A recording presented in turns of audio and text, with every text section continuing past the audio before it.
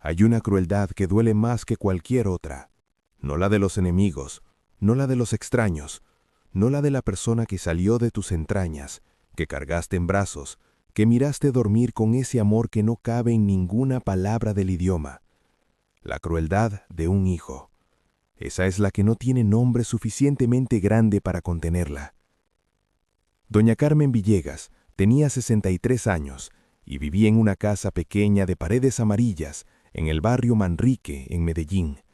Una casa que ella misma había pintado 3 veces a lo largo de los años, porque el sol del barrio era inclemente con los colores y porque Carmen era de las personas que creen que una casa bien cuidada es una forma de amor propio que no requiere dinero.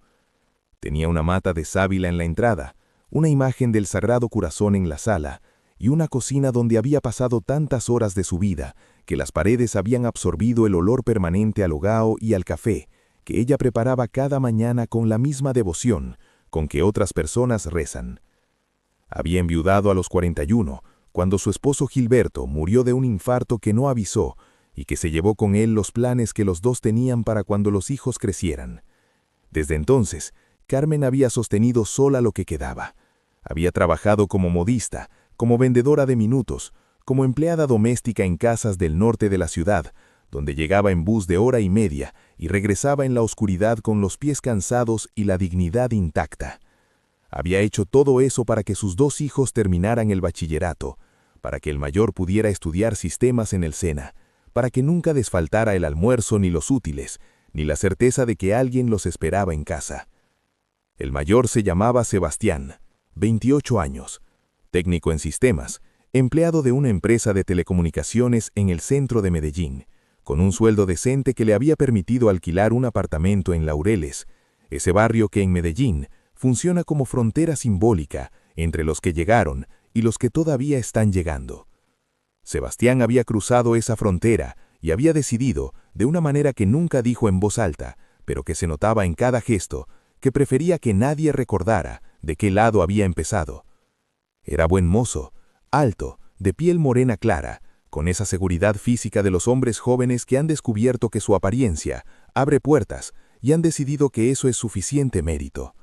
Tenía amigos nuevos, del trabajo y del gimnasio, con apellidos que sonaban diferentes a Villegas, y con historias de vida que no incluían buses de hora y media, ni paredes amarillas en Manrique. Y tenía una novia. La novia se llamaba Valeria Ríos, 25 años, comunicadora social, de familia de clase media alta del sector El Poblado. Bonita de esa manera que sabe que lo es y que ha aprendido a usarlo como moneda. Valeria no era mala persona en el sentido profundo del término, pero sí era el tipo de persona que mide los ambientes con rapidez y que había aprendido desde pequeña que ciertas cosas, ciertas personas, ciertos orígenes, complicaban la narrativa que uno construía sobre sí mismo. Sebastián la quería con esa intensidad ansiosa de quien teme perder algo que cree que no merece del todo. Y esa ansiedad lo había llevado, gradualmente, a tomar decisiones que en otro momento de su vida no habría tomado. La primera vez que Sebastián se avergonzó de su madre en público fue en una reunión familiar a la que llevó a Valeria por primera vez. Carmen había preparado sancocho, había comprado gaseosas, había puesto un mantel bordado que guardaba para las ocasiones. Cuando Valeria comentó algo sobre la decoración de la casa, con una sonrisa que era amabilidad forzada, Sebastián había dicho con una ligereza que dolió más que si lo hubiera gritado: «No le hagas caso a la casa, mami tiene su estilo particular». Carmen había sonreído, había seguido sirviendo el sancocho. Nadie más en la mesa lo notó, pero Carmen lo notó, y guardó ese momento en algún lugar adentro donde se guardan las cosas que duelen demasiado para examinarse de frente. Eso fue el principio. Lo que siguió no fue un evento único, sino una acumulación. La vez que llegó con 3 amigos sin avisar y Carmen salió a saludar con el delantal puesto, y Sebastián dijo con una risa que buscaba complicidad: «Mami siempre cocinando, no puede estar quieta». La risa no era cruel en la superficie, pero tenía adentro algo que reducía a Carmen a un personaje pintoresco, a un detalle de color local, a algo que se tolera con afecto condescendiente. La vez que Valeria preguntó dónde había estudiado Carmen, y Sebastián respondió por su madre antes de que ella pudiera abrir la boca. Ella no estudió, pero es muy recursiva. como si la recursividad fuera un premio de consolación para los que no tuvieron otra opción. Y luego estaba lo del sábado de febrero. Ese sábado, Sebastián había llevado a Valeria y a 4 amigos a almorzar a la casa de Carmen, no porque quisiera compartir a su madre con ellos, sino porque el plan original había fallado, y la casa de Carmen era una solución logística conveniente. Carmen, que no sabía nada hasta esa mañana, había hecho lo que siempre hacía, organizó lo que tenía, fue al mercado con lo poco que había en el presupuesto de la semana, y preparó un almuerzo que olía a todo lo que es generoso y real en una cocina de barrio. Los amigos de Sebastián eran del tipo que usa el humor como jerarquía social. Comentaron la casa con esa condescendencia disfrazada de simpatía, que es peor que el desprecio abierto, porque no te da ni siquiera la claridad de saber que te están atacando. Uno de ellos, un muchacho llamado Tomás, que trabajaba en una firma de publicidad y que tenía la costumbre de opinar sobre todo con una autoridad que nadie le había otorgado, dijo que la casa tenía ese sabor auténtico de barrio, con una sonrisa que hacía que la palabra auténtico sonara a insulto. Carmen sirvió el almuerzo sin decir nada, puso los platos, ofreció más, preguntó si todo estaba bien con esa hospitalidad suya, que no requería aprobación para existir. Y entonces, Tomás, mirando la sala, señaló la imagen del Sagrado Corazón y dijo con una risa: «Doña Carmen, y ese cuadro lo consiguió en Zagalejo». Risas en la mesa. Carmen abrió la boca para responder, pero antes de que pudiera decir nada, Sebastián dijo, con una sonrisa dirigida a Valeria: «Mami es muy devota, no le quiten su cuadro o se arma». Risas, y Carmen, que había abierto la boca para defender algo que le importaba, la cerró, y sonrió, porque no sabía qué más hacer. Valeria no se rió, fue la única. Miró a Sebastián con una expresión que él no supo leer en ese momento, pero que era el principio de algo que tardaría en entender. Esa noche, cuando todos se fueron, Carmen recogió los platos sola en la cocina. Su hija menor, Andrea, que vivía con ella y que había presenciado todo desde la puerta de su cuarto, salió y la encontró lavando con una expresión que no era tristeza exactamente, sino algo más parecido al cansancio de quien carga algo durante demasiado tiempo. «Mami», dijo Andrea. «Estoy bien», dijo Carmen sin voltear. «No tienes que». «Estoy bien, mija», y siguió lavando, con las manos metidas en el agua caliente y jabonosa, con el olor del hogao todavía en el aire, con la imagen del Sagrado Corazón mirando desde la sala. Carmen Villegas lavó los platos del almuerzo que había preparado para un hijo que la había usado como paisaje de fondo, y siguió en pie, porque era lo único que sabía hacer. Valeria Ríos no era la villana de esta historia, era algo más complicado, una testigo que tardó en decidir qué hacer con lo que veía. Había empezado a salir con Sebastián 8 meses antes, atraída por esa seguridad suya que en los primeros meses había parecido solidez, y con el tiempo había empezado a parecerse más a una fachada. No era que Sebastián fuera mal novio en términos convencionales. Era atento, era generoso con su tiempo, la hacía reír, pero había algo en él que Valeria no podía terminar de definir y que ese sábado en la casa de Manrique finalmente tomó forma. La noche después del almuerzo, Valeria no pudo dormir. Pensó en el rostro de Carmen cuando cerró la boca antes de responder, en la manera en que siguió sirviendo y sonriendo como si nada, en la imagen del Sagrado Corazón que probablemente había estado en esa pared desde antes de que Sebastián naciera, y pensó en Sebastián riendo con sus amigos a costa de la mujer que lo había sostenido solo durante años. El lunes llamó a una amiga suya, Marcela, en quien confiaba para pensar en voz alta. Le contó lo que había pasado. Marcela la escuchó y dijo algo simple que se quedó en la cabeza de Valeria. El modo en que un hombre trata a su madre es el modo en que va a terminar tratándote a ti cuando ya no tenga que impresionarte. Valeria no rompió con Sebastián de inmediato, pero algo cambió en la manera en que lo miraba. Sebastián, que no sabía nada de esto, siguió con su vida con la tranquilidad de quien no ha examinado lo que está haciendo, porque examinarlo sería incómodo. Fue a la casa de Carmen el fin de semana siguiente, solo, sin avisar, como hacía cuando necesitaba ropa lavada o algún documento que guardaba ahí. Carmen lo recibió como siempre. Le preparó café, le preguntó cómo estaba Valeria, le preguntó si había almorzado. Sebastián tomó el café, buscó lo que necesitaba y antes de irse dijo algo que tenía la estructura de una advertencia, pero el tono de una queja. «Mami, cuando vengan mis amigos, no salgas con el delantal puesto, y la próxima vez que vengan, no tienes que contarles toda la historia de tu vida». Carmen lo miró.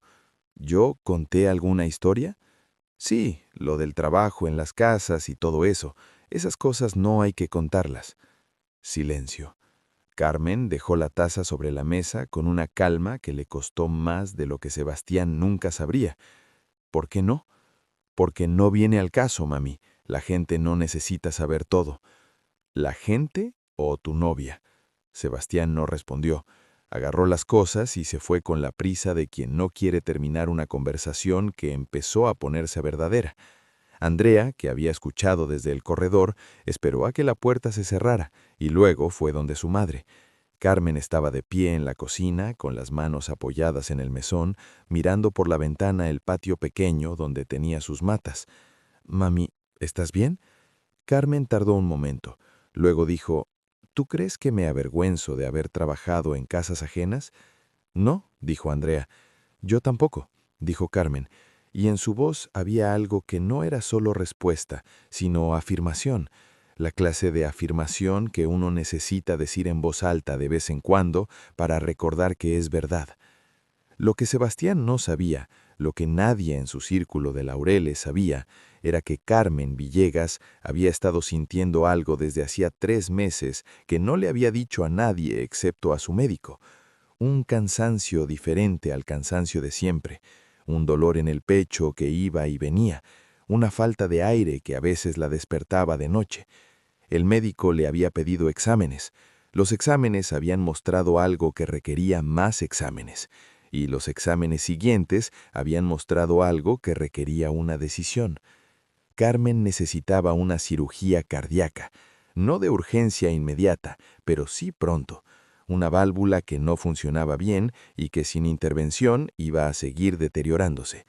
El médico era claro, con la cirugía, pronóstico excelente. Sin ella, el deterioro sería progresivo e irreversible. El problema era el costo. El sistema de salud cubría una parte, pero había una diferencia que Carmen no tenía manera de cubrir sola. Andrea ganaba lo justo para sus gastos básicos, y Sebastián, que tenía el sueldo más sólido de los 2 hijos, no sabía nada todavía. Carmen había decidido no decírselo hasta estar segura de todos los detalles. En el fondo, aunque no se lo dijera a sí misma con esas palabras, también había una parte de ella que no sabía cómo pedirle algo a un hijo que llevaba meses dejándole claro que prefería que ella ocupara menos espacio. Fue Andrea quien finalmente lo llamó un martes en la noche, sin pedirle permiso a su madre, con esa valentía directa de los que no tienen paciencia para los rodeos cuando algo importante está en juego. Sebastián escuchó lo que Andrea le dijo en un silencio que fue cambiando de textura a medida que entendía lo que significaba. Cuando Andrea terminó, él preguntó, «¿Por qué no me dijo nada?» Andrea tardó un segundo. «¿Tú crees que ella sabe cómo pedirte algo?» La pregunta aterrizó en algún lugar de Sebastián que había estado cerrado y que esa noche, en la oscuridad de su apartamento de Laureles, se abrió con una incomodidad que no tenía precedentes en los últimos años. Colgó, se quedó sentado en el borde de la cama y por primera vez en mucho tiempo pensó en su madre, no como un elemento de su pasado que había que administrar, sino como una persona concreta, con un cuerpo que estaba fallando, con una vida que había sido completamente dedicada a él y con una dignidad que él había estado pisando sin darse cuenta de que lo hacía, o lo que es peor, dándose cuenta y haciéndolo de todas formas. Llamó a Valeria, le contó lo de la cirugía con la voz de quien necesita decirle algo a alguien, pero todavía no sabe exactamente qué es lo que está diciendo. Valeria escuchó y luego dijo, «Sebastián, ¿cuándo fue la última vez que fuiste a ver a tu mamá sin necesitar algo?» El silencio que siguió fue muy largo. Sebastián fue a la casa de Manrique al día siguiente después del trabajo.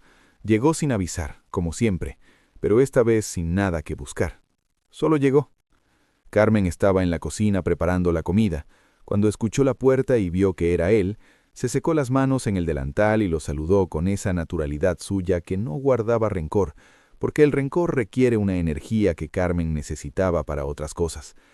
Sebastián se sentó en la mesa de la cocina, que era donde siempre habían tenido las conversaciones reales cuando era niño, y miró a su madre moverse por ese espacio que era completamente de ella, con esa eficiencia tranquila de quien conoce cada centímetro de su territorio. «Andrea me llamó», dijo. «Lo sé». Carmen no dejó de revolver el hogao. «¿Por qué no me dijiste?» Carmen dejó la cuchara sobre el mesón, se giró, lo miró con esa mirada suya que no acusaba pero que tampoco pretendía que las cosas eran diferentes de lo que eran. «Sebastián, ¿tú me hubieras escuchado?» La pregunta era simple, la respuesta honesta era complicada. Sebastián abrió la boca y no salió nada durante un momento que se sintió muy largo. «Mami, yo... No tienes que explicar nada ahora», dijo Carmen, y volvió al fogón. Pero Sebastián sí necesitaba explicar, o más exactamente necesitaba decir algo que llevaba tiempo sin decir, y que esa noche, en esa cocina que olía a hogao y a café, finalmente encontró el camino hacia afuera. «Me da vergüenza», dijo en voz baja. Carmen se quedó quieta. «No tú», se apresuró a agregar. «Me da vergüenza yo, lo que he hecho, las cosas que he dicho». El silencio en la cocina era denso y necesario.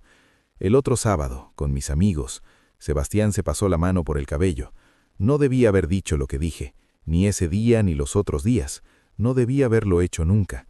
Carmen se giró despacio. Lo miró. En sus ojos no había triunfo ni tampoco perdón fácil. Había algo más complejo. La expresión de una madre que lleva años esperando que su hijo la vea de verdad y que ahora que está pasando, no sabe exactamente qué hacer con ello. «¿Sabes lo que más me dolió?», dijo Carmen con una voz que era firme sin ser dura. «No fue que te rieran ellos, fue que tú los ayudaste a reírse, que tú abriste la puerta». Sebastián no respondió, porque no había respuesta que valiera. «Yo trabajé en casas ajenas, lavé ropa ajena, limpié tizos ajenos, llegué de noche con los pies malos para que tú y tu hermana tuvieran lo que necesitaban. Y eso no es algo que me avergüence. Eso es algo de lo que me enorgullezco, porque lo hice con honestidad y lo hice con amor. Lo que me duele es que tú no lo veas así». Sebastián tenía los ojos húmedos. No lloraba exactamente, pero estaba en ese borde donde el llanto y la vergüenza son la misma cosa. «Yo sí lo veo así», dijo. «Ahora sí lo veo». Carmen lo miró durante un momento más, luego fue al fogón, sirvió 2 platos, los puso en la mesa, se sentó frente a su hijo y dijo: «Come». Y comieron juntos en silencio, que es a veces la forma más real que tiene el amor de repararse. Lo de la cirugía se resolvió de una manera que Sebastián no esperaba. No fue solo él quien aportó. Cuando Valeria se enteró de los detalles completos, habló con sus padres, que tenían una fundación pequeña de apoyo a procedimientos médicos de personas sin recursos suficientes. No era caridad exactamente, sino un mecanismo de gestión que permitía complementar lo que el sistema de salud no cubría. El trámite tomó 2 semanas. Sebastián aportó su parte. Los padres de Valeria facilitaron el resto a través de la fundación, y Carmen, que no sabía nada de la participación de la familia de Valeria hasta que ya estaba resuelto, recibió la noticia con una gratitud que no sabía cómo expresar en palabras, y que por eso la expresó de la única manera que conocía, cocinando. Invitó a los padres de Valeria a almorzar, preparó todo lo que sabía preparar bien, puso el mantel bordado, limpió la casa con la misma dedicación con que la pintaba, y cuando llegaron, los recibió sin delantal, con su mejor blusa, con esa dignidad natural suya que no requería ni disculpas ni adornos. Los padres de Valeria, que eran personas con más dinero que pretensiones, se sintieron más cómodos en esa casa pequeña de paredes amarillas de lo que Sebastián había esperado. El padre de Valeria, don Ricardo, le dijo a Carmen en algún momento de la sobremesa que su hogao era el mejor que había comido en años. Carmen le dio la receta sin que se la pidiera, escrita a mano en una hoja de cuaderno, porque esa era su manera de hacer amigos. Valeria observó todo eso desde su silla. Observó a Sebastián observar a su madre con una expresión que no había visto en él antes, una mezcla de amor y admiración, y algo parecido a la vergüenza convertida en reconocimiento. La expresión de un hombre que está viendo a alguien por primera vez, aunque lleve años mirándola. Después del almuerzo, mientras los hombres hablaban en la sala, Valeria ayudó a Carmen a recoger en la cocina. Trabajaron juntas en silencio un momento, y luego Carmen dijo sin mirarla, con esa costumbre suya de decir las cosas importantes mientras hace otra cosa: «Gracias por lo que hiciste». «No hice nada», dijo Valeria. «Sí hiciste», dijo Carmen. «No sé qué le dijiste a Sebastián, pero algo cambió, y eso también fue tuyo».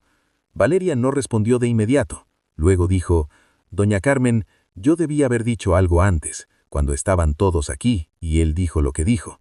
Yo no dije nada». Carmen la miró. «Pero tampoco te reíste». Valeria recordó ese momento, el sábado del almuerzo, cuando todos rieron y ella no pudo. «No, no me reí». «Eso también cuenta», dijo Carmen, y siguió recogiendo. La cirugía fue en jueves de marzo. Sebastián pidió 3 días de permiso en el trabajo. Andrea se tomó la mañana libre.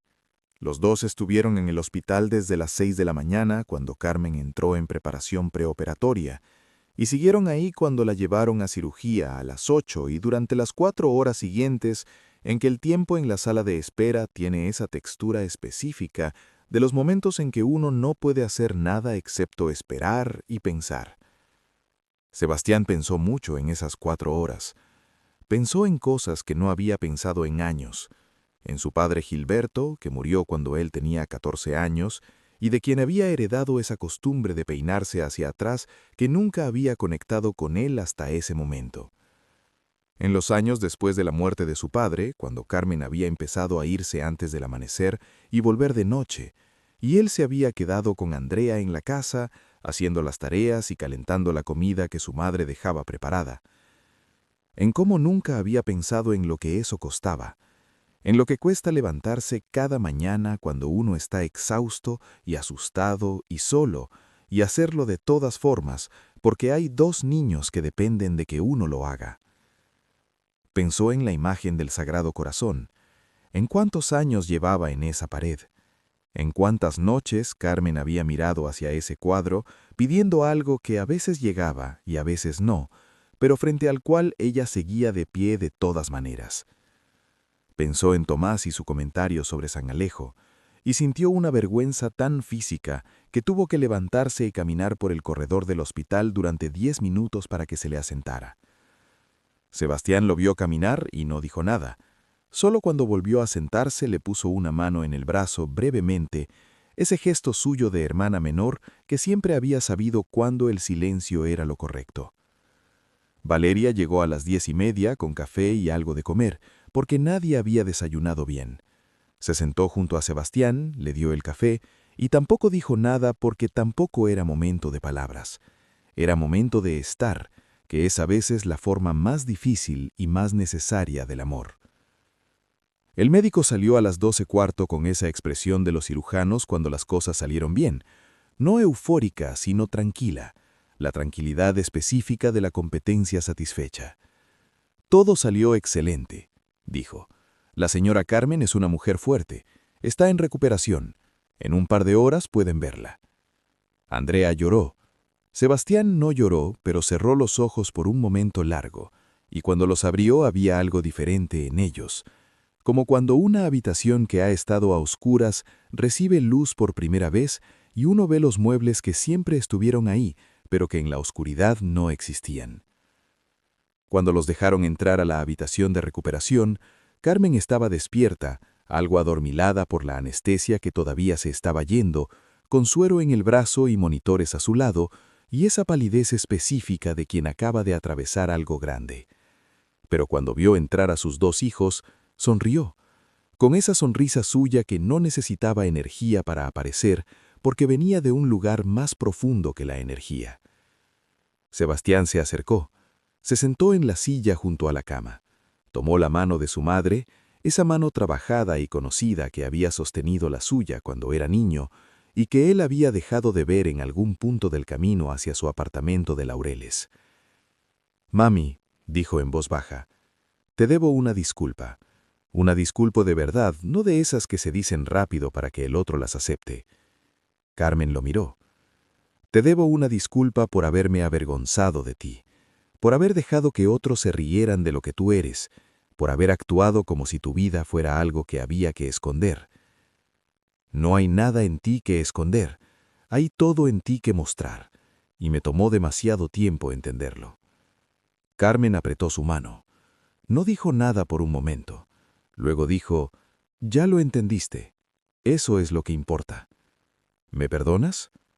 Carmen lo miró con esa expresión suya que mezclaba firmeza y ternura en proporciones que solo una madre maneja.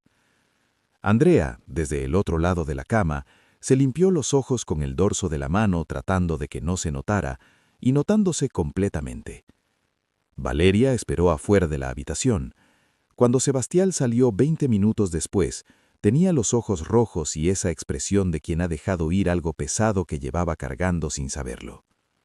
La miró. «Gracias». «¿De qué?», dijo ella. «Por no reírte ese sábado, por preguntarme lo que me preguntaste, por...» buscó las palabras, «por hacerme ver». Valeria lo miró por un momento, luego dijo algo que Sebastián recordaría siempre. «El hombre que eres cuando nadie importante te está mirando, ese es el hombre que eres de verdad. Ese es el que quiero conocer». Carmen se recuperó en 6 semanas. 6 semanas en que Sebastián fue a la casa de Manrique más veces que en el año anterior completo. No a buscar nada, a estar. A sentarse en la cocina mientras ella cocinaba, a ver televisión con ella en la sala bajo la imagen del Sagrado Corazón, a escucharla hablar de cosas que antes él había dejado pasar con la impaciencia de quien tiene otros lugares donde estar. Descubrió cosas sobre su madre que no sabía. Que de joven había querido estudiar enfermería y no había podido porque su familia no tenía los recursos. Que tocaba la guitarra, mal pero con entusiasmo, y que la guitarra seguía en el cuarto guardada desde que Gilberto murió, porque tocarla sola le ponía triste. Que tenía una amiga del alma desde los 15 años, doña Lucía, con quien hablaba por teléfono todos los jueves durante exactamente 1 hora, sin falta, desde hacía casi 50 años. Cada una de esas cosas le llegaba a Sebastián como una pequeña revelación, no porque fueran extraordinarias, sino porque demostraban lo que había estado ignorando, que su madre era una persona completa, con historia, con sueños no realizados, con amores y pérdidas, y una vida interior que existía completamente independiente de él. Un sábado, durante la recuperación, Sebastián fue a la casa con Valeria. No para un evento, no con amigos, solo los dos. Carmen preparó café y arepas, y los 3 se sentaron en la sala a hablar durante 2 horas de nada importante y de todo lo esencial. En algún momento, Carmen sacó un álbum de fotos, fotos viejas, de cuando Sebastián era pequeño, de cuando Gilberto vivía. Las miró con esa atención genuina de quien está viendo algo que le importa porque le importa la historia de la persona que está al lado. Señaló una foto de Sebastián a los 5 años, con una camiseta de rayas y una sonrisa desdentada. ¿Este eres tú? Ese soy yo, dijo Sebastián con una sonrisa. Igualito, dijo Valeria, y lo miró con una ternura que no tenía nada que ver con la apariencia, ni con el apartamento de Laureles, ni con nada de lo que Sebastián había creído que lo hacía valioso. Carmen los observó a los dos y sintió algo que hacía tiempo no sentía. Tranquilidad. No la tranquilidad de que todo estaba resuelto, porque la vida no funciona así, sino la tranquilidad de que su hijo estaba en el camino correcto, que el muchacho que había perdido el norte un tiempo lo había encontrado de nuevo, y que a veces los hijos necesitan perderse para entender de dónde vienen. 3 meses después de la cirugía, Sebastián organizó una reunión. La organizó con cuidado, pensando en cada detalle de una manera que no había pensado en nada en mucho tiempo. Llamó a sus amigos del trabajo y del gimnasio, incluyendo a Tomás. Los invitó a un almuerzo, no en un restaurante de Laureles, en la casa de Manrique. Llegaron con esa actitud suya de siempre, con sus comentarios y sus jerarquías sociales disfrazadas de humor. Y Sebastián los recibió en la puerta con Carmen a su lado, presentándola no como mami, con una sonrisa de disculpa, sino por su nombre completo. Les presento a Carmen Villegas, mi mamá, la persona más trabajadora y más digna que conozco. Hubo un silencio de un segundo. Luego Carmen los invitó a pasar con esa hospitalidad suya que no pedía permiso para ser generosa.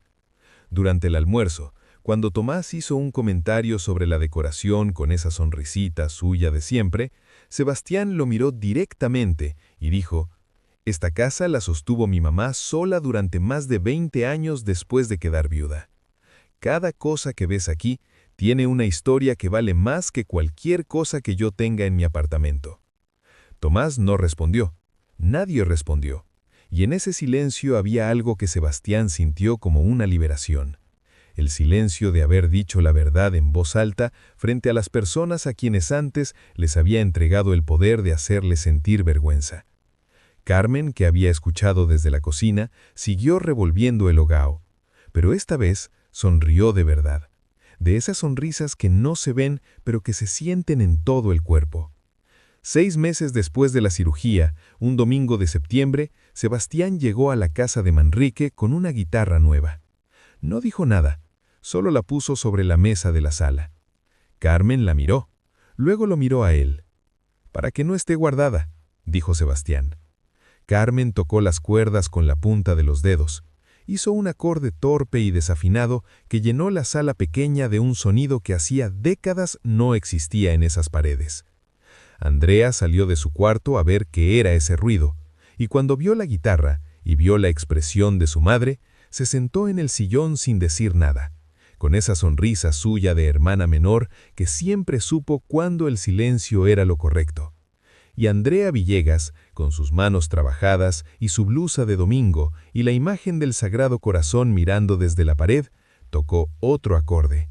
Desafinado también, pero suyo. Completamente suyo.